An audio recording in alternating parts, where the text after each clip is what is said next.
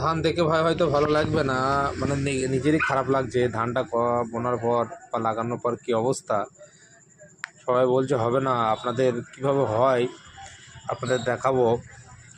মানে ভিডিওটা করলাম ওই কারণে যে চেষ্টা করলে নিশ্চয়ই সফলতা আসবে। কি সার দিয়েছি কি দিইনি সেটা তো ভিডিওতে আমি আগে দিয়েছি।